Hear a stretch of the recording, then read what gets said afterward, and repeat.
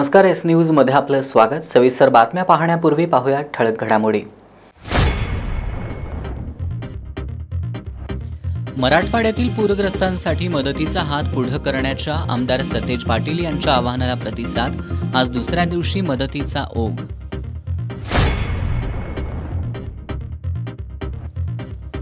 कोल्हापूर शहर आणि उपनगरांमधील वाढत्या गुंडगिरीबद्दलच्या एस न्यूजच्या वृत्ताची विधान परिषदेच्या उपसभापती डॉक्टर नीलम गोऱ्हेंनी घेतली दखल। जिल्हा पोलीस अधीक्षकांना तातडीने कारवाई करून 15 दिवसात कारवाईचा अहवाल सादर करण्याची दिली सूचना। महावितरणच्या पुनर्रचना आदेशामुळे कर्मचाऱ्यांमध्ये अस्वस्थता। उपकेंद्राच्या कंत्राटीकरणाचा कर्मचाऱ्यांसह ग्राहकांनाही बसणार फटका। देवीच्या दर्शना अगोदर घ्यावं लागते फलक आणि कमानींचं दर्शन। कोल्हापूर शहरातील स्थिती। महापालिकेनं अनधिकृत फलक आणि कमानी हटवण्याची होतीये मागणी। आणि स्वाभिमानी शेतकरी संघटनेची 24वी ऊस परिषद 16 ऑक्टोबरला जयसिंगपूरमध्ये होणार। हे आहे GTPL SPN डिजिटल नेटवर्क आणि आपण पाहत आहात चॅनल एस।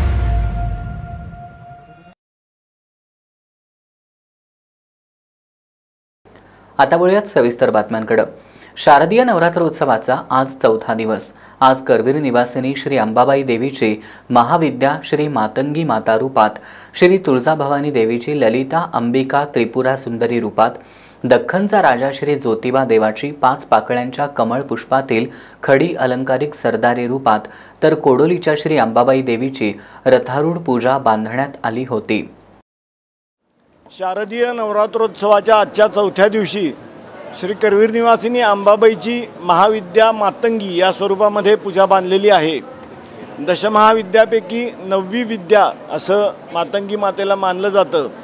तिच्या स्वरूपाच्या वर्णनामध्ये ती श्यामवर्णा, त्रिनेत्रा आणि भक्तांच्या संरक्षणासाठी तलवार, पाश, अंकुश आणि ढाल धारण केलेली अशी दयावंत आणि सर्व सिद्धिप्रद माता आहे असं म्हटलेलं आहे। शिव, ज्याला मतंग असेही म्हटलं जातं, त्यांनी त्रिपुरीची उपासना केली आणि त्या तेजापासून हिची उत्पत्ती आहे असं एका ठिकाणी सांगितलं आहे। तसंच मातंग ऋषींची कन्या, मातंग ऋषींच्या पोटी जन्माला आली म्हणून मातंगी, अशी तिची 2 उत्पत्तीचे विषय आहेत। वेगवेगळ्या स्वरूपामध्ये आणि वेगवेगळ्या नावानं तिची उपासना होते। त्याच्यामध्ये राजमातंगी असेल, उच्छिष्ट मातंगी असेल, सम्मोहिनी असेल, अशा स्वरूपात तिची उपासना होते। प्रामुख्यानं विविध कलांमध्ये नैपुण्य मिळावं, तिचा वर मिळावा यासाठी मातंगीची उपासना होते। संगीत, वेदांग, ज्योतिष अशा स्वरूपातल्या गोष्टीमध्ये आपल्याला गती मिळावी यासाठी मातंगीची उपासना सांगितलेली आहे। त्याचबरोबर सर्व शत्रूंचा विनाश करणारी अशी तिची उपासना आहे, ही मान्यता आहे। आज शारदीय नवरात्र उत्सवातील देवीचा 3रा-4था दिवस येत आहे। तर या 3ऱ्या दिवशी श्री तुळजाभवानीची श्रीयंत्रातील पूजा बांधण्यात आलेली आहे आणि श्रीयंत्रावर कुंकुमार्चन करण्यात आलेलं आहे। काँग्रेसचे विधान परिषदेतील गटनेते तथा जिल्हा काँग्रेसचे अध्यक्ष आमदार सतेज पाटील यांच्या पुढाकारातून मराठवाड्यातील पूरग्रस्त बांधवांसाठी मदत संकलन करण्यात येते। आमदार सतेज पाटील यांच्या आवाहनाला प्रतिसाद देत कोल्हापूरकरांनी आज दुसऱ्या दिवशी सुद्धा मदतीचा ओघ सुरू ठेवलाय। विधान परिषदेतील काँग्रेसचे गटनेते आमदार सतेज पाटील यांनी मराठवाड्यातील पूरग्रस्तांच्या मदतीसाठी कोल्हापूरकरांनी मदतीचा हात पुढे करावा असं आवाहन केलंय। या आवाहनानुसार काल 24 सप्टेंबरपासून कोल्हापूर शहर आणि जिल्हा काँग्रेस कमिटी कार्यालयात मदत साहित्य जमा करण्यात येते। काल पहिल्या दिवशी मदत संकलनाला चांगला प्रतिसाद मिळाला होता। त्यानंतर आज दुसऱ्या दिवशीही दिवसभर मदतीचा ओघ सुरू होता। कोल्हापूर शहर आणि परिसरातील गावांसह जिल्ह्याच्या विविध गावांमधून मदत घेऊन काँग्रेसचे पदाधिकारी कार्यकर्ते आज काँग्रेस कमिटी कार्यालयात येत होते। उचगाव ग्रामपंचायत, कोल्हापूर बाजार समितीचे संचालक सुयोग वाडकर यांच्यासह खेबवडे ग्रामस्थ, वळिवडे गावातील सामाजिक कार्यकर्ते राजू वळिवडे यांनी आज मदत जमा केली आहे। आमदार सतेज पाटील यांनी केलेल्या आवाहनाला प्रतिसाद देत बाजार समितीचे संचालक सुयोग वाडकर यांनी 5 किलो तांदूळ, 5 किलो पीठ, 1 किलो किलो पोहे, 1 किलो गूळ, 1 किलो तेल, 1 किलो मसूर डाळ अशा जीवनावश्यक वस्तूंचा समावेश असलेले 101 किट पूरग्रस्तांसाठी जमा केलेत. बंटी साहेबांनी या ठिकाणी आव्हान असं केले की त्या लोकांना धान्य किंवा जे काही रोजची वापरात असणारी जेवण, अन्नधान्य अशा पद्धतीचं जे काही धान्य स्वरूपात जे काही असेल ते या ठिकाणी काँग्रेस कमिटीमध्ये गोळा करावं आणि आपण ते एकत्रित करून आपल्याला त्या लोकांना ते वितरित करायचं आहे. त्यांचं आव्हानाला स्वीकारून आम्ही या ठिकाणी आज 101 किट जवळजवळ 1.5 टन संसारोपयोगी वस्तू या ठिकाणी आज आम्ही त्यांच्याकडे सुपूर्द केलेल्या आहेत काँग्रेस कमिटीमध्ये. उचगाव ग्रामपंचायत, छत्रपती विकास सेवा सोसायटी, हनुमान पाणीपुरवठा संस्था आणि ग्रामस्थांच्या वतीनं पूरग्रस्तांसाठी जीवनावश्यक आणि संसारोपयोगी साहित्य देण्यात आलंय. नेते बंटी पाटील साहेब आणि माजी आमदार ऋतुराजदादा पाटील यांनी आवाहन केल्यामुळं संसारोपयोगी साहित्य जे असेल ते आपण एकत्र करायचं आहे आणि ते पाठवायचं आहे. त्या दृष्टिकोनातून आमची उंचगाव ग्रामपंचायत, छत्रपती विकास सोसायटी, हनुमान पाणीपुरवठा आणि गावच्या वतीनं जी काय संसारोपयोगी सुरुवात आम्ही केलेली आहे त्यासाठी साहेबांनी जे काय पुढाकार घेतला आहे त्यासाठी कोल्हापूर जिल्ह्यातून भरघोस मदत इकडे जाईल आणि जेणेकरून मराठवाड्याला थोडासा फुल नाही फुला पकडीचा आपला मदतीचा हात पोचेल. वळिवडेतील सामाजिक कार्यकर्ते राजू वळिवडे यांनीही जीवनावश्यक वस्तूंची मदत जमा केली आहे. आदरणीय बंटी पाटील साहेबांच्या एका हाकेमुळं तिकडं मराठवाड्यामध्ये जो मदत करायची आहे त्या मदतीसाठी आमच्या वळिवडे गावातून वळिवडेकरांच्या वतीनं या ठिकाणी आपण मदत केलेली आहे आणि ही मदत आम्हाला तिथं जाऊन पोचवता देता येत नाही, पण प्रत्यक्ष बंटी साहेबांनी जी आम्हाला सोय करून दिली की ही मदत तिथं जाऊन योग्य गरजूंना जाणार आहे ते यासाठी मी काँग्रेस कमिटी आणि सगळ्यांचा आभार मानतो. आणि त्या म्हणजे जो पूर झाला आहे त्या सगळ्यांना धीर देण्याचं काम हा कोल्हापूर जिल्हा निश्चित करेल एवढंच मी सांगतो आणि थांबतो. मराठवाड्यावर कोसळलेल्या आसमानी संकटात कोल्हापूरकर ताकदीनं उभं राहत आहेत. आमदार सतेज पाटील यांच्या आवाहनानुसार 28 सप्टेंबरपर्यंत मदत संकलित करून 29 सप्टेंबरला मराठवाड्यातील पूरग्रस्तांसाठी पाठवण्यात येणार आहे. शनिवारी 20 सप्टेंबर रोजी एस न्यूजनं कोल्हापूर शहर आणि उपनगरात गेल्या आठवडाभरात घडलेल्या गुन्ह्यांचं वृत्त प्रसारित केलं होतं. विधान परिषदेच्या उपसभापती डॉक्टर नीलम गोऱ्हे यांनी याची गांभीर्यानं दखल घेतली आहे. आज कोल्हापूर दौऱ्यावर असताना त्यांनी पोलीस अधीक्षक योगेश कुमार गुप्ता यांना या गुन्ह्यांमधील संशयितांना तातडीनं अटक करून 15 दिवसांमध्ये कारवाईचा लेखी अहवाल सादर करा अशा सूचना दिल्यात. कोल्हापूर शहर आणि उपनगरांमध्ये 4 सप्टेंबर ते 18 सप्टेंबर या कालावधीत विविध पोलीस ठाण्यांच्या हद्दीत नंग्या तलवारी आणि एडका घेऊन 8 ते 10 जणांच्या टोळक्यानं खुनी हल्ला आणि तोडफोड करत दहशत निर्माण केली होती.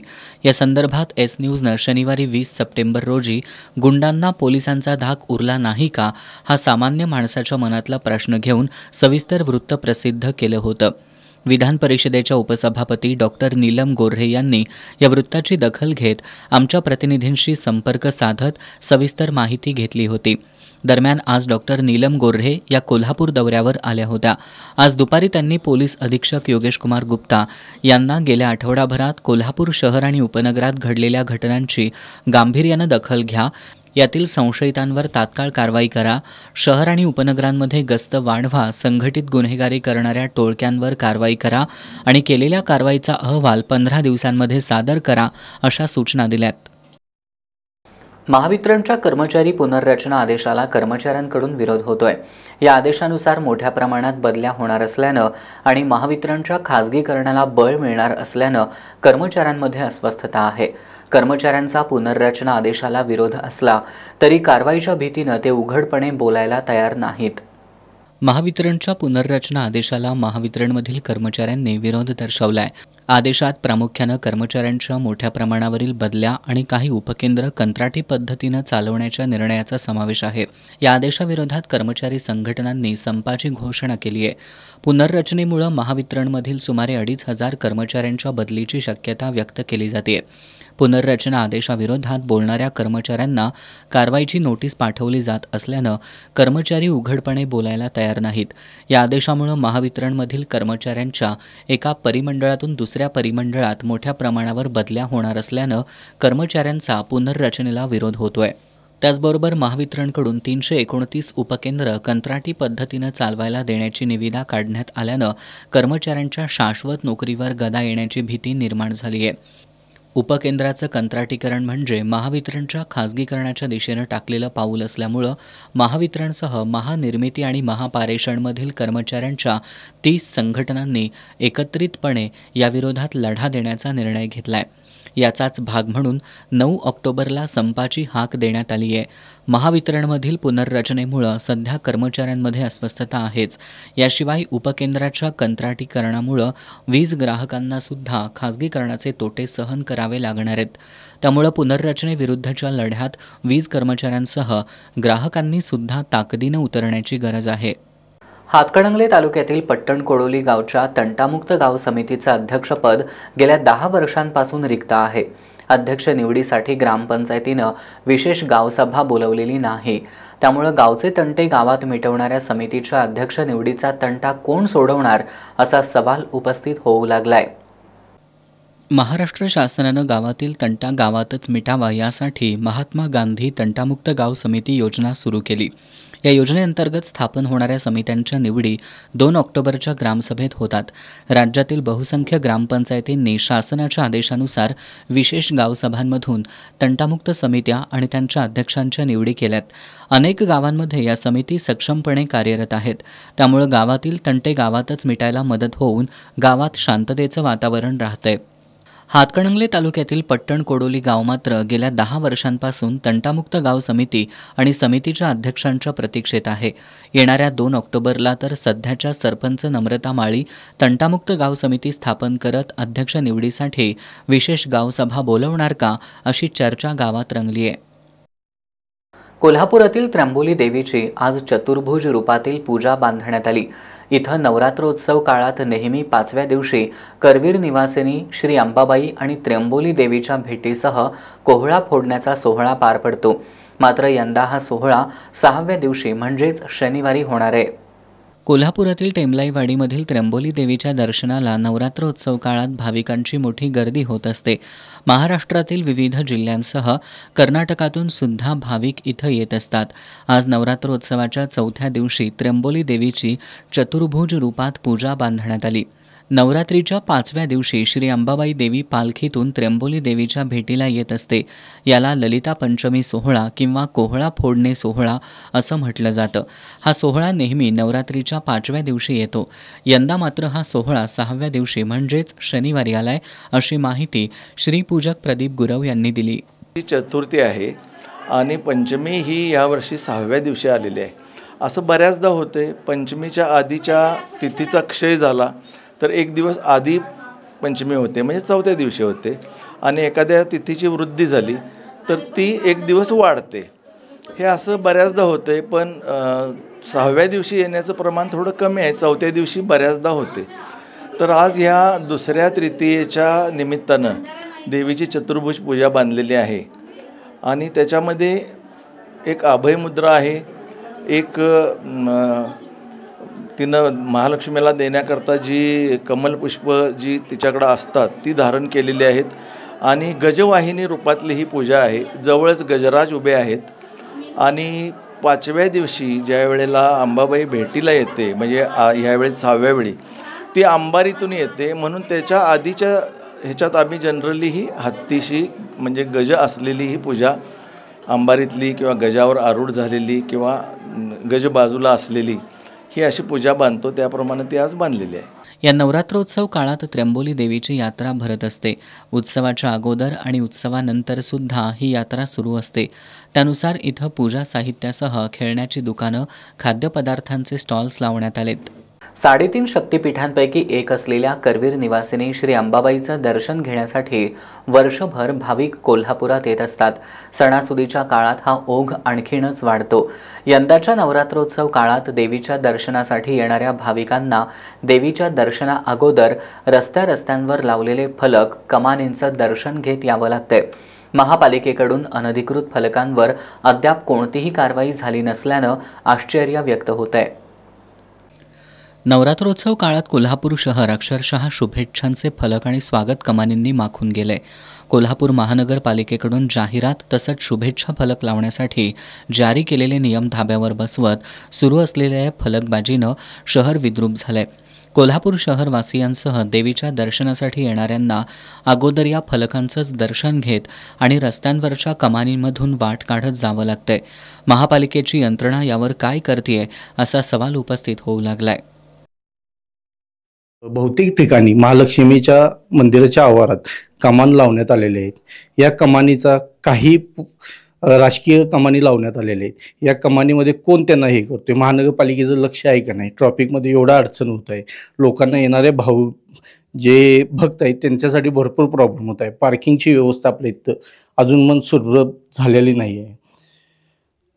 त्या विषयावर महानगरपालिका अतिक्रमण विभाग काय करतोय ते आपल्याला जरा ह्या गोष्टीकडे लक्ष द्यायला पाहिजे. नागरिकांचा त्रास भरपूर या गोष्टीसाठी त्रास होत आहे. कमानी या काही नसताना राजकीय कमानी लावण्यात आलेल्या आहेत. त्याला महानगरपालिका काय करते? प्रशासन काय करते? सध्या महाराष्ट्रामध्ये नवरात्र उत्सव फार मोठ्या प्रमाणात चालू आहे आणि कोल्हापूरची अंबाबाई, या अंबाबाईला येणाऱ्या भाविकांची संख्या फार मोठ्या प्रमाणात आहे.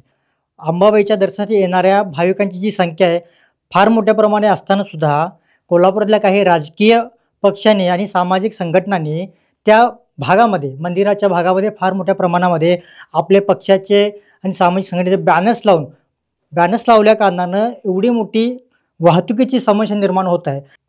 ह्या राजकीय पक्षांनी आपला चेहरा दिसावा किंवा आपल्या पक्षाचा चेहरा दिसावा यासाठी फार मोठ्या प्रमाणामध्ये संपूर्ण रस्त्यावरती आपले बॅनर्स उभे केलेले आहेत. परंतु त्यांनी जे भाविक आहेत त्या भाविकांना याचा फार मोठ्या प्रमाणामध्ये त्रास होत आहे. आणि माझं फक्त महानगरपालिकेच्या जे अतिक्रमण विभाग आहे त्या अतिक्रमण विभागाला सांगणं आहे किंवा आव्हान आहे की आता तुमची यंत्रणा झोपलेली आहे का? आता कुठं महानगरपालिकेची अतिक्रमण यंत्रणा आहे ते कुठे गेलेली आहे? सर्वसामान्य लोकांनी जर रस्त्यावरती एखादा स्टॉल टाकला त्यावेळी तुम्ही अतिक्रमण काढायला पूर्ण क्षमतेने जात आहे आणि आता तुमचे राजकीय जे पक्षाने उभे केलेले बॅनर आहे ते तुम्हाला दिसत नाहीत का? हा प्रश्न माझा महानगरपालिकेला असणार आहे. दरम्यान शहरातील फलक आणि कमानींच्या परवान्यांची शहानिशा करून अनधिकृत फलक आणि कमानींवर कारवाई करण्यात येईल असं उपायुक्त परितोष कंकाळ यांनी सांगितलंय. कोल्हापूर शहरामध्ये विविध ठिकाणी लागलेले काही होर्डिंग्ज असतील, बॅनर्स असतील, स्वागत कमानी असतील, याबाबत शहरातून विविध ठिकाणातून तक्रारी प्राप्त होत आहेत. शारदीय नवरात्रोत्सवाच्या पार्श्वभूमीवर विविध पर्यटक दाखल होत असताना यांचा वाहतुकीला अडथळा होत असल्याबाबतचे सुद्धा निदर्शनास आलेले आहे. तर सदर कमानी, पोस्टर्स, होर्डिंगचा प्रत्यक्ष सर्वे करून आणि त्यांच्या परवानगीबाबतची शहानिशा करून तात्काळ त्यावर महानगरपालिकेमार्फत कारवाई करण्यात येईल. कोल्हापूरला धार्मिक आणि ऐतिहासिक वारसा आहे. कोल्हापुरात येणाऱ्या पर्यटकांना याची मोठी उत्सुकता असते. पण शहरात आल्यावर या ओंगळवाण्या फलकबाजीचं दर्शन घडत असल्यानं पर्यटक नाराजी व्यक्त करत आहेत. कोल्हापूर महानगरपालिका शहरातील अनधिकृत फलक हटवण्याची तत्परता दाखवणार का, हा खरा प्रश्न आहे. अखिल भारतीय मराठा महासंघाच्या स्थापनेचं यंदा शतकोत्तर रौप्य महोत्सवी वर्ष आहे. यानिमित्त कोल्हापुरात 28 सप्टेंबरला महासंघाच्या राज्यस्तरीय मेळाव्याचं आयोजन करण्यात आलंय. या पार्श्वभूमीवर आज मान्यवरांच्या हस्ते बोधचिन्हाचं अनावरण करण्यात आलं.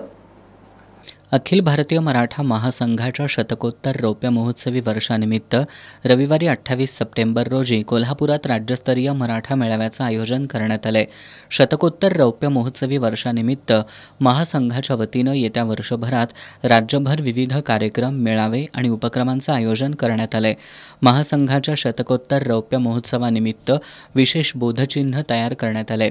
आज कोल्हापुरात उद्योजक संग्रामसिंह पाटील आणि शंकर पाटील यांच्या हस्ते या बोधचिन्हाचं अनावरण करण्यात आलं. यावेळी मराठा महासंघाचे राष्ट्रीय उपाध्यक्ष वसंतराव मुळीक, उद्योजक सचिन पाटील यांची प्रमुख उपस्थिती होती. यावेळी बोलताना महासंघाचे राष्ट्रीय उपाध्यक्ष वसंतराव मुळीक यांनी 28 सप्टेंबरच्या राज्यस्तरीय मेळाव्यासह महासंघाच्या वतीनं वर्षभर आयोजित केल्या जाणाऱ्या कार्यक्रमांना मराठा समाजानं उपस्थित राहावं असं आवाहन केलं. यावेळी जिल्हाध्यक्ष शशिकांत पाटील, उत्तम जाधव, डॉक्टर संदीप पाटील, माणिक पाटील सुयेकर, उदय देसाई, उत्तम जाधव, प्रकाश पाटील, अवधूत पाटील आदी उपस्थित होते. युनिमार्च इंडिया कंपनीच्या वतीनं CSR फंडातून कोल्हापुरातील अंबाबाई मंदिर परिसरात 2 हिरकणी कक्ष उभारण्यात आलेत. जिल्हाधिकारी अमोल येडगे यांच्या हस्ते या कक्षाचं उद्घाटन करण्यात आलं. करवीर निवासिनी श्री अंबाबाई देवीच्या दर्शनासाठी नवरात्रोत्सव काळात देशभरातून लाखो भाविक येत असतात. यामध्ये महिलांची संख्या अधिक असते. यातील स्तनदा मातांना स्तनपान करण्याची अडचण होत असते. ही अडचण लक्षात घेऊन भाजपचे जिल्हाध्यक्ष विजय जाधव यांच्या पुढाकारातून आणि युनिमार्च इंडिया कंपनीच्या CSR फंडातून मंदिर परिसरात 2 हिरकणी कक्षांची सुविधा उपलब्ध करून देण्यात आली आहे. भवानी मंडपात ठेवण्यात आलेल्या या कक्षांचं जिल्हाधिकारी अमोल येडगे यांच्या हस्ते उद्घाटन करण्यात आलं. यातील एका कक्षामध्ये एका वेळी 2 माता बाळाला स्तनपान करू शकतात असं युनिमार्चच्या वतीनं सांगण्यात आलं. 2 तरह के 2 सोफे लगाए हुए हैं, तो उससे आराम से 2 महीना एक समय में 2 महिलाएं आराम से बच्चे का फीडिंग कर सकती हैं. और उसके अलावा जो मटेरियल है ये गर्मी में भी गर्म नहीं रहता है, नॉर्मल टेम्परेचर रहता है. तो इसमें अगर आप देखेंगे सुविधाओं में कि जो फ़ैन लगा हुआ है, इसके अलावा एग्जॉस्ट फैन लगे हैं जिससे गर्मी नहीं रहती. प्लस इसमें डायपर चेंजिंग स्टेशन भी हमने बनाया है कि बच्चे को अगर डायपर चेंज करना है या कपड़े चेंज करना है तो वो भी आसानी से वो कर सकती हैं बिना किसी की मदद से. नवरात्रोत्सव काळात हे दोन्ही हिरकणी कक्ष भवानी मंडपात असणार आहेत. उत्सवानंतर हे दोन्ही कक्ष अंबाबाई मंदिर परिसरात कायमस्वरूपी ठेवण्यात येणार आहेत. हिरकणी कक्षाच्या उद्घाटनावेळी पश्चिम महाराष्ट्र देवस्थान व्यवस्थापन समितीचे सचिव शिवराज नाईकवाडे, मंदिर व्यवस्थापक महादेव दिंडे, युनिमार्च इंडिया कंपनीचे डॉक्टर शिशिर मिरगुंडे, शुभम सहाय्य, सलभ पुरोहित आदी उपस्थित होते. कोल्हापूर पोलीस दलाच्या शहर उपविभागाचा गणराया अवॉर्ड वितरण समारंभ नुकताच पार पडला. या समारंभात बोलताना जिल्हा पोलीस अधीक्षक योगेश कुमार गुप्तांनी कोल्हापूरकरांच्या एकात्मतेचं कौतुक केलं. कोल्हापूर पोलीस दलाच्या वतीनं गणेशोत्सवाच्या मूळ हेतूनुसार गणेशोत्सव साजरा करणाऱ्या मंडळांना प्रोत्साहन देण्यासाठी गणराया अवॉर्डची खंडित झालेली परंपरा पुन्हा सुरू केली आहे. जिल्हा पोलीस अधीक्षक योगेश कुमार गुप्ता यांनी त्यासाठी विशेष प्रयत्न केलेत.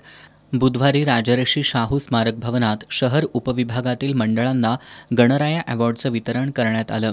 यावेळी बोलताना जिल्हा पोलीस अधीक्षक योगेश कुमार गुप्ता यांनी गणेशोत्सव काळात कोल्हापूरकरांनी जपलेलं धार्मिक ऐक्य राज्यासाठी आदर्शवत असल्याचं सांगितलं. अभिमानाला सांगतो, महाराष्ट्रामध्ये सगळ्यात जास्त गणपती कोल्हापूरमध्ये आहे. सार्वजनिक गणपती 8,500 आणि घरगुती मंडप घरगुती गणपती जे आम्ही मोजणे शक्य होतो, म्हणजे आम्ही मोजतो काय कुठपत शक्य असतात तर 6 लाखाच्या वरती. आणि जिल्ह्यामध्ये लहानसहान 1-2 घटना घडलेली होती. तो पार्श्वभूमीवरती या वर्षाच्या गणराया बाप्पाचं आगमन होत होता. यावेळी अप्पर पोलीस अधीक्षक धीरज कुमार बच्चू यांनी देखील मनोगत व्यक्त केलं. यावेळी समाज प्रबोधनपर कार्यक्रमांच्या माध्यमातून जनजागृती करत शांततेत गणेशोत्सव साजरा करणाऱ्या मंडळांच्या पदाधिकाऱ्यांना मान्यवरांच्या हस्ते गणराया अवॉर्ड देऊन सन्मानित करण्यात आलं. गणराया अवॉर्ड विजेत्यांमध्ये लक्ष्मीपुरी पोलीस ठाण्याच्या हद्दीतील डांगे गल्ली तरुण मंडळ, हाय कमांडो फ्रेंड्स सर्कल, जय शिवराय सांस्कृतिक क्रीडा सर्कल, रामानंद महाराज अवधूत मंडळ, रणझुंजार तरुण मंडळ आणि संयुक्त सेवा मंडळ सोमवारपेठ यांचा, जुना राजवाडा पोलीस स्टेशनच्या हद्दीतील पूल गल्ली लेटेस्ट तरुण मंडळ, नाथा गोळे प्रिन्स क्लब, शाहूपुरी पोलीस ठाण्याच्या हद्दीतील गणेशपूजा मित्रमंडळ, शाहूपुरी युवक मंडळ, व्हिनस तरुण मंडळ, भारतवीर तरुण मंडळ बावडा, तर राजारामपुरी पोलीस ठाण्याच्या हद्दीतील जयशिवराय तरुण मंडळ, जयशिवराय मित्रमंडळ, लंबोदर तरुण मंडळ, विवेकानंद मित्रमंडळ या मंडळांचा समावेश होता. गणेशोत्सव काळात सामाजिक बांधिलकी जपत पोलीस प्रशासनाला मदत केल्याबद्दल Aniruddha academy of disaster management, white army यांच्यासह ऐश्वर्य मुनीश्वर आणि श्री यात्री प्रिंटिंग प्रेस यांच्या प्रतिनिधींचाही सत्कार करण्यात आला. या कार्यक्रमाला गृह पोलीस उपाधीक्षक तानाजी सावंत, पोलीस उपाधीक्षक सुवर्णा पत्की, पोलीस निरीक्षक संजीव कुमार झाडे, संतोष डोके, सुशांत चव्हाण, श्रीराम कन्हेरकर आणि नंदकुमार मोरे यांच्यासह पोलीस अधिकारी, कर्मचारी आणि मंडळाचे कार्यकर्ते मोठ्या संख्येनं उपस्थित होते. शारदीय नवरात्रोत्सवाच्या निमित्तानं कसबा बावड्यातील रेणुका मंदिरात कुंकुमार्चन उपासना सोहळा आयोजित करण्यात आला होता। या सोहळ्यात महिलांनी मोठ्या संख्येनं सहभाग घेतला। शारदीय नवरात्रोत्सवाच्या निमित्तानं कसबा बावड्यातील रेणुका मंदिरात कुंकुमार्चन उपासना सोहळा संपन्न झाला। गजानन बेडेकर यांच्या पुढाकारातून आणि डी.वाय. पाटील ग्रुप, राजे कलाक्रीडा सांस्कृतिक मंडळ तसंच रेणुका भक्त मंडळ यांच्या सहकार्यानं हा कार्यक्रम आयोजित करण्यात आला होता। लयबद्ध स्वरात स्तोत्र पठणामुळे भक्तिमय झालेल्या या सोहळ्यात पिवळ्या रंगाच्या साड्या परिधान करून महिला मोठ्या संख्येनं सहभागी झाल्या होत्या। महिलांना कुंकुमार्चनासाठी लागणारं साहित्य मोफत देण्यात आलं होतं। महिलांमध्ये सकारात्मक ऊर्जा निर्माण करणाऱ्या या सोहळ्यासाठी माजी महापौर स्वाती येवलुजे, माजी नगरसेविका माधुरी लाड, श्रीराम संस्थेच्या संचालिका सविता रणदिवे, संचालिका शीतल पाटील, माजी संचालिका नंदिनी रणदिवे, शीतल गजानन बेडेकर यांच्यासह कसबा बावडा आणि परिसरातील महिला मोठ्या संख्येनं उपस्थित होत्या। शारदीय नवरात्रोत्सवाच्या पार्श्वभूमीवर जिल्हा रास्तभाव धान्य दुकानदार महासंघाच्या वतीनं जिल्हा पुरवठा अधिकारी कार्यालयातील महिला अधिकाऱ्यांचा सत्कार करण्यात आला। यावेळी संघटनेचे जिल्हाध्यक्ष डॉक्टर रवींद्र मोरे यांच्यासह अन्य पदाधिकारी उपस्थित होते। नवरात्रोत्सवाचं औचित्य साधून कोल्हापूर जिल्हा रास्तभाव धान्य दुकानदार महासंघाच्या वतीनं जिल्हा पुरवठा कार्यालयातील महिला अधिकाऱ्यांचा सत्कार करण्यात आला। यावेळी कोल्हापुरात होत असलेल्या शाही दसरा सोहळ्यात महिलांनी उत्स्फूर्तपणे सहभागी व्हावं असं आवाहन कोल्हापूर जिल्हा पुरवठा अधिकारी मोहिनी चव्हाण यांनी केलं। यावेळी संघटनेच्या वतीनं मोहिनी चव्हाण यांच्यासह उपजिल्हाधिकारी वर्षा शिंगण, पुरवठा निरीक्षक अधिकारी नम्रता कुडाळकर, अक्षता पाटील, अनघा होनोळे, स्वाती भोयर, सोनाली शिंदे, मानसी नाईक, कविता डवंग, वंदना खांडेकर, स्नेहा सूर्यवंशी, शिवानी गुळवणी, संजीवनी डवरी, सरिता हरुगले, समीना जमादार, इंदुमती मिरजकर, सुनीता अडिवरेकर, अरुणा सूर्यवंशी यांचा सत्कार करण्यात आला। यावेळी महासंघाचे जिल्हाध्यक्ष डॉक्टर रवींद्र मोरे, शहराध्यक्ष राजेश मंडलिक, अशोक सोलापुरे, गजानन हवालदार, दीपक शिराळे, अरुण शिंदे, अनिल जंगटे, सागर मेढे, एस.के. शेणवी आदी उपस्थित होते। माजी नगरसेविका शोभा कवाळे यांच्या वतीनं त्र्यंबोली मंदिरात कुंकुमार्चन सोहळा आयोजित करण्यात आला होता। यामध्ये प्राजक्ता नार्वेकर यांनी श्रीसूक्त पठणासह कुंकुमार्चन विधीबद्दल मार्गदर्शन केलं।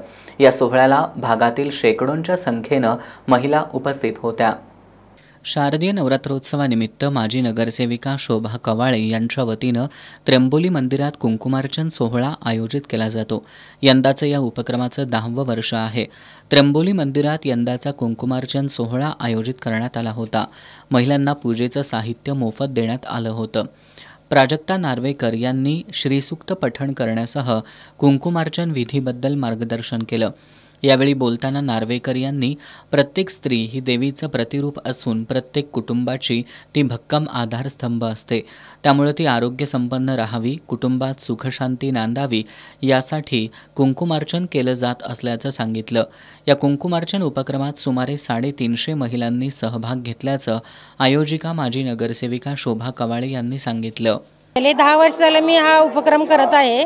बंटी साहेबांच्या आणि ऋतुराजच्या माध्यमातून मी करत आहे। आज नवरात्रांच्या 4थी माळ आहे, तर सर्व भागातल्या महिला 300-350 अधिक महिलांनी लाभ घेतलेला आहे। सर्वांना नवरात्रांच्या दसऱ्याच्या हार्दिक शुभेच्छा।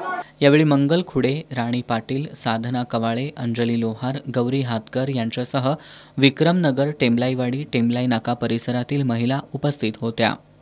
भुदरगड तालुक्यातील मुदाळमधील अंतर्गत रस्त्यांसाठी आमदार सतेज पाटील यांनी निधी उपलब्ध करून दिलाय। मान्यवरांच्या उपस्थितीत या विकास कामांचा नुकताच शुभारंभ करण्यात आला। भुदरगड तालुक्यातील मुदाळ गावातील अंतर्गत रस्ते सिमेंट कॉन्क्रीटचे करण्यासाठी आमदार सतेज पाटील यांच्या आमदार निधीतून 10 लाख रुपये उपलब्ध करून दिलेत। या रस्त्याच्या कामाचा शुभारंभ करण्यात आला। भुदरगडचे पंचायत समितीचे माजी सभापती सचिन घोरपडे यांच्या प्रयत्नातून आणि जे.के. पाटील, प्रदीप पाटील, के.ए. पाटील, नारायण पाटील यांच्या पाठपुराव्यामुळे रस्त्याचा प्रश्न मार्गी लागल्यानं मुदाळ ग्रामपंचायतीच्या वतीनं त्यांचा सत्कार करण्यात आला। यावेळी सरपंच राजनंदिनी पाटील यांनी आमदार सतेज पाटील यांनी निधी दिल्यानं गेल्या अनेक वर्षांपासून प्रलंबित असलेला रस्ता पूर्ण होत असल्याबद्दल समाधान व्यक्त केलं। अलीकडं तालुक्यातील काही ग्रामपंचायती विकासकामं मंजूर होण्यासाठी लागणारा ग्रामपंचायत ठराव द्यायला राजकीय द्वेषातून विरोध करतात, पण यामुळं गावचा विकास खुंटतो. त्यामुळं ग्रामपंचायत पदाधिकाऱ्यांनी गावाच्या विकासाला प्राधान्य देणं गरजेचं असल्याचं सांगितलं. माजी जिल्हा परिषद सदस्य राहुल देसाई, विकास पाटील, नारायण पाटील, आकाराम पाटील यांच्यासह मान्यवर उपस्थित होते. कोल्हापूर स्थानिक गुन्हे शाखेच्या पोलिसांनी आज कोल्हापुरातील शिवाजी पार्क परिसरात कारवाई करत नशेचं इंजेक्शन विक्री करणारा तेजस महाजन आणि खरेदी करणारा विवेक पाटील या दोघांना ताब्यात घेतलंय. त्यांच्याकडून 1,74,000चा मुद्देमाल जप्त करण्यात आलाय. स्थानिक गुन्हे शाखेच्या पोलिसांना शाहूपुरीतील निंबाळकर चौक ते रेडियंट हॉटेल या रोडवर एक जण एका मोपेडवरून अंमली पदार्थांचा समावेश असलेले इंजेक्शन विकण्यासाठी येणार असल्याची माहिती मिळाली होती. या माहितीनुसार सापळा रचून LCBच्या पथकानं इंजेक्शनची विक्री करणारा तेजस महाजन आणि ते विकत घेणारा विवेक पाटील या दोघांना शिवाजी पार्क परिसरातून ताब्यात घेतलंय. त्यांच्याकडून अंमली पदार्थाचा समावेश असलेल्या 75 बाटल्या, मोपेड आणि मोबाईल असा 1,74,000 रुपयांचा मुद्देमाल जप्त केलाय.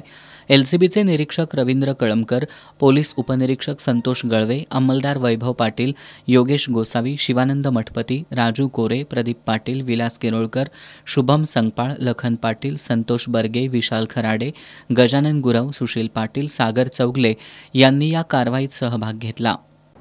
शारदीय नवरात्रोत्सवात कोल्हापुरातील आर्ट ऑफ लिव्हिंगशी संलग्न संस्था वैदिक धर्म संस्थांकडून महाचंडी होमसह विविध होम, पूजा आणि सांस्कृतिक कार्यक्रम साजरे केले जाणार आहेत.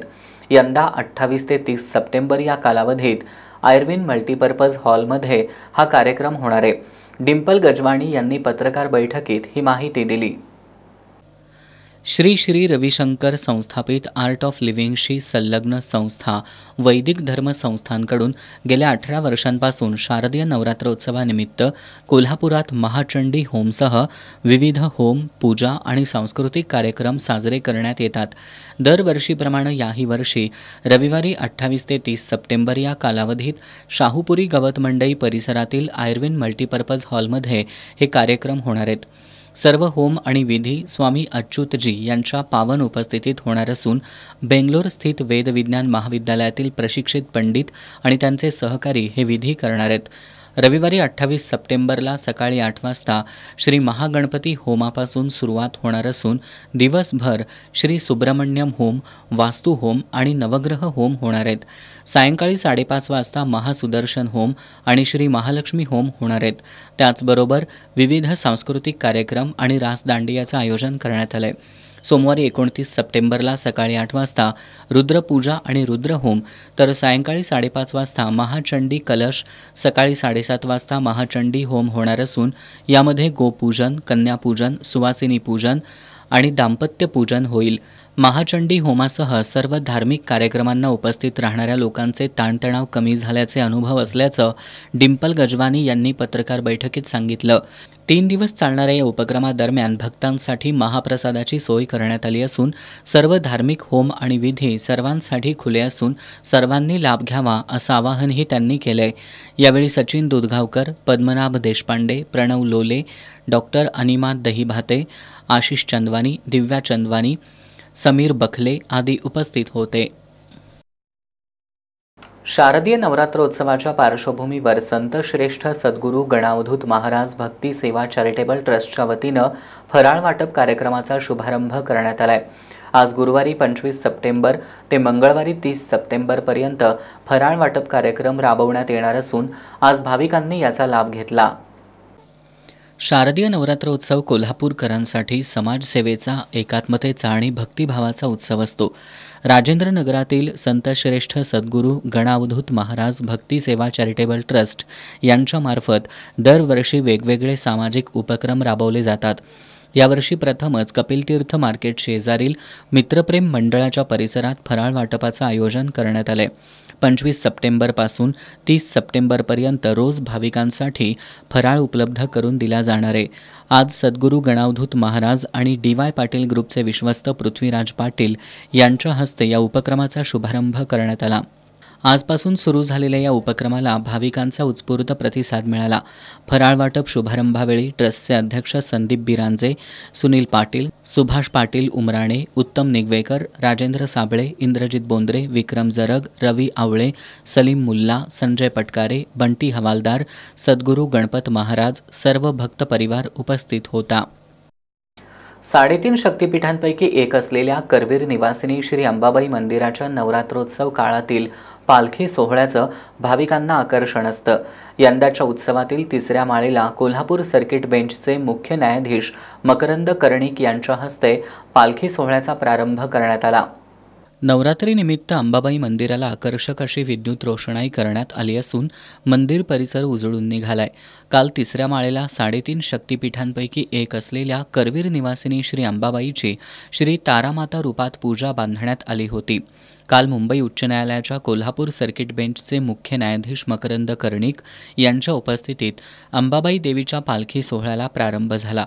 पालखी सोहळ्यात सहभागी भाविकांनी पालखीवर फुलांचा वर्षाव करत नारायणी नारायणी आणि अंबाबाईच्या नावानं चांगभलचा अखंड गजर केला. पालखी मार्गावरील भाविकांच्या गर्दीमुळे होणारी चेंगराचेंगरी टाळण्यासाठी पोलिसांना काही वेळा कठोर भूमिका घ्यावी लागली.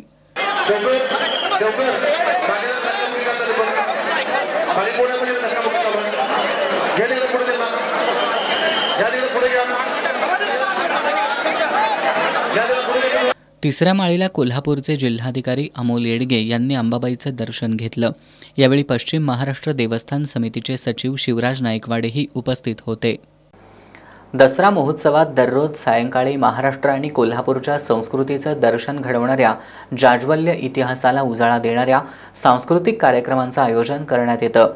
बुधवारी सायंकाळी करवीर संस्थापिका भद्रकाली ताराराणी यांच्या चरित्रावरील महानाट्याचं भावस्पर्शी सादरीकरण करण्यात आलं. या महानाट्याला उपस्थितांनी दाद दिली. कोल्हापुरातील दसरा चौकात आयोजित करण्यात आलेल्या शाही दसरा महोत्सवांतर्गत बुधवारी सायंकाळी करवीर संस्थापिका भद्रकाली ताराराणी या महानाट्याचं सादरीकरण करण्यात आलं. पोवाडा, जिजाऊ वंदना, शिवजन्म सोहळा, राज्याभिषेक, ताराराणींची जडणघडण, छत्रपती ताराराणींचा कारभार, छत्रपती संभाजीराजांची औरंगजेबाकडून झालेली कैद, औरंगजेबाबरोबरचा छत्रपती संभाजी महाराजांचा शाब्दिक सामना या सगळ्यातून कलाकारांनी छत्रपती ताराराणींचा इतिहास जिवंत केला. या प्रभावी सादरीकरणाला रसिकांनी चांगली दाद दिली. चंद्रकांत पाटील यांनी या नाटकाची निर्मिती केली आहे. ओंकार रोकडेंनी दिग्दर्शन केले. श्वेता सुतार यांनी छत्रपती ताराराणींची भूमिका प्रभावीपणे साकारली. शाही दसरा महोत्सव 2025 हा केवळ उत्सव न राहता इतिहास जागवणारा, प्रेरणा देणारा आणि संस्कृतीशी नातं दृढ करणारा ठरलाय.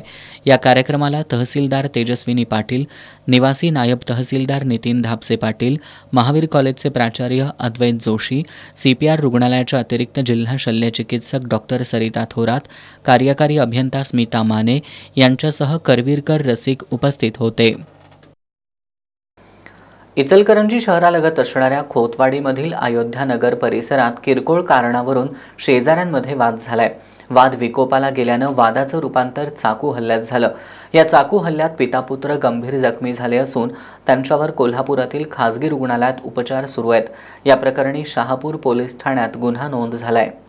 खोतवाडीतील अयोध्यानगर परिसरात राहणाऱ्या श्रेयस आणि मंजिरी जोशी या दाम्पत्याचा शेजारी राहणारे अक्षय गौरोजी यांच्यामध्ये किरकोळ कारणांवरून वाद झाला होता.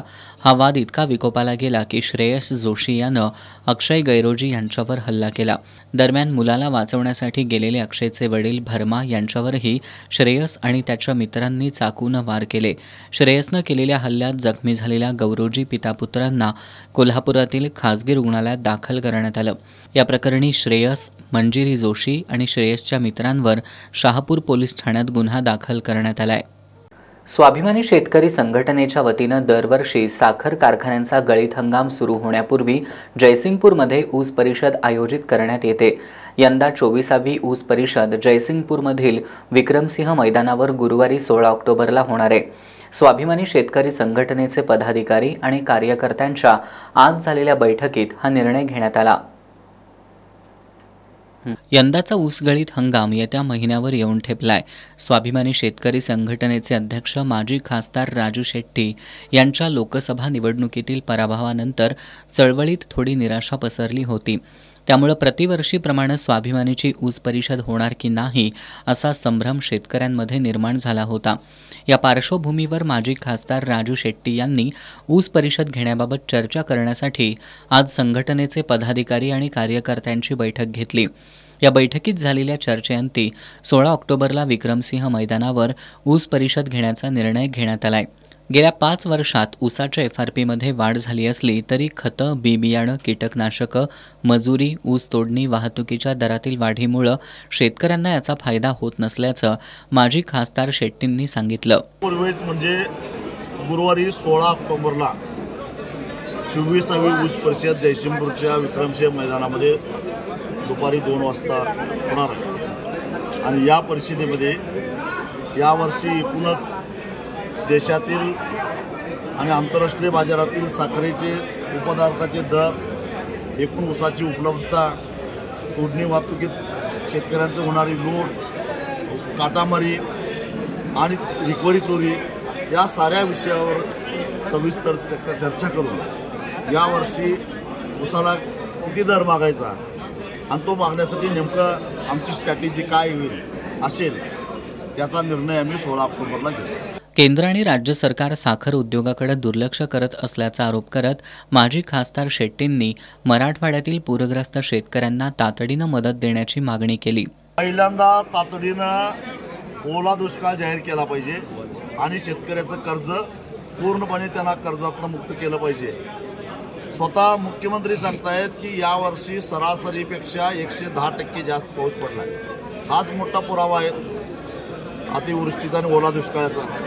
त्यामुळं त्यांनी शेतकऱ्याला कर्जमुक्त करावं, नाहीतर आज दिवसाला 8 शेतकरी आत्महत्या करतात. हा आकडा 12च्या वर गेल्याशिवाय राहणार नाही. आजच्या बैठकीत 24व्या ऊस परिषदेच्या पार्श्वभूमीवर सांगली, कोल्हापूर, सोलापूर, सातारा आणि उत्तर कर्नाटकात शेतकरी मेळावे घेण्याचा निर्णय घेण्यात आला. यावेळी संघटनेचे जिल्हाध्यक्ष अजित पोवार, धनाजी पाटील, राजाराम देसाई, विठ्ठल मोरे, राजेंद्र गाड्यांनावर, अण्णासाहेब चौगुले, बाळासाहेब पाटील, वसंत पाटील, जयकुमार कोले, महेश खराडे यांच्यासह संघटनेचे सांगली आणि कोल्हापूर जिल्ह्यातील पदाधिकारी आणि कार्यकर्ते उपस्थित होते. कोल्हापूर गारगोटी मार्गावर तळाशी गावाजवळ लॉरी ऑपरेटर असोसिएशनच्या पदाधिकाऱ्यांनी ओव्हरलोड वाळू वाहतूक करणारा ट्रक पकडून तहसीलदारांच्या ताब्यात दिलाय. असोसिएशनच्या या पवित्र्यानंतर संबंधित यंत्रणांकडून या ट्रकवर नेमकी काय कारवाई होणार याकडे सर्वांचं लक्ष लागलंय. कर्नाटकातून कोल्हापूरकडे तब्बल 52 टन वाळू घेऊन जाणारा ट्रक लॉरी ऑपरेटर असोसिएशनच्या पदाधिकाऱ्यांनी तळाशी नजीक असोसिएशनच्या पदाधिकाऱ्यांनी रोखला. या परिसरात महसूल, परिवहन या विभागांच्या छुप्या आशीर्वादानं सर्रासपणे ओव्हरलोड वाहतूक सुरू असते. आज लॉरी ऑपरेटर असोसिएशननंच त्याचा पर्दाफाश करत ओव्हरलोड ट्रक तहसीलदारांच्या ताब्यात दिलाय. महसूल, परिवहन, पोलीससह संबंधित विभागांनी अशी वाहतूक करणाऱ्यांवर कठोर कारवाई करावी अशी मागणी राधानगरी भुदरगड कागल लॉरी ऑपरेटर असोसिएशनचे अध्यक्ष विक्रम वरकट यांनी केली आहे. शासनाच्या विविध विभागांच्या आशीर्वादामुळेच ओव्हरलोड वाहतूक करणाऱ्यांचं धाडस होतं हे उघड गुपित आहे. त्यामुळे आता असोसिएशनच्या पदाधिकाऱ्यांनी ओव्हरलोड ट्रक पकडून दिल्यानंतर संबंधित विभाग आता यावर काय कारवाई करणार हे पाहणं औत्सुक्याचं ठरणार आहे. आजच्या कारवाईत लॉरी असोसिएशनचे अमित इंगवले, राजू पाटील, प्रवीण वारके, संतोष किल्लेदार, संदीप खाडे, धनाजी पोवार यांच्यासह तहसीलदार अनिता देशमुख, ग्राम महसूल अधिकारी सुयोग नागरे, विश्वास शेणवी यांनी सहभाग घेतला. नवरात्रोत्सव काळात मंदिरांमधील दीपांना तेल वाहण्याची प्रथा आहे.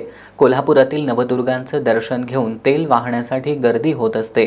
बहुतांश ठिकाणी मंदिरातील दीपांमध्ये तेल साठवण्याची क्षमता कमी असल्यानं स्वतंत्र डब्यात तेल संकलित केलं जातं.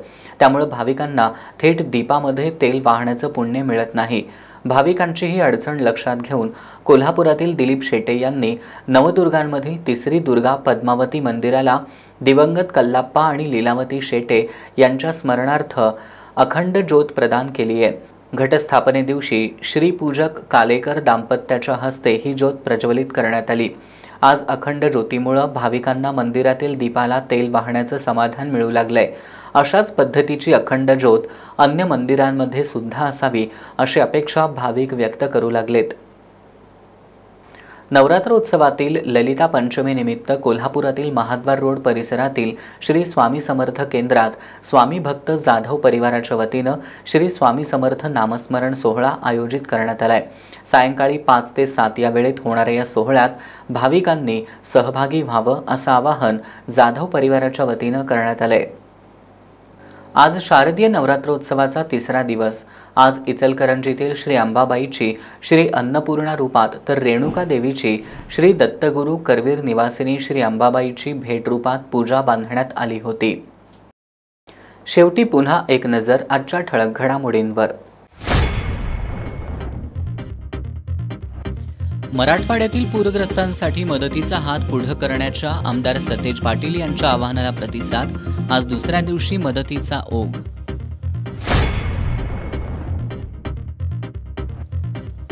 कोल्हापूर शहर आणि उपनगरांमधील वाढत्या गुंडगिरीबद्दलच्या एसन्यूजच्या वृत्ताची विधान परिषदेच्या उपसभापती डॉक्टर नीलम गोऱ्हेंनी घेतली दखल। जिल्हा पोलीस अधीक्षकांना तातडीनं कारवाई करून 15 दिवसात कारवाईचा अहवाल सादर करण्याची दिली सूचना। महावितरणच्या पुनर्रचना आदेशामुळे कर्मचाऱ्यांमध्ये अस्वस्थता। उपकेंद्राच्या कंत्राटीकरणाचा कर्मचाऱ्यांसह ग्राहकांनाही बसणार फटका। देवीच्या दर्शना अगोदर घ्यावं लागते फलक आणि कमानींचं दर्शन। कोल्हापूर शहरातील स्थिती। महापालिकेनं अनधिकृत फलक आणि कमानी हटवण्याची होतीये मागणी।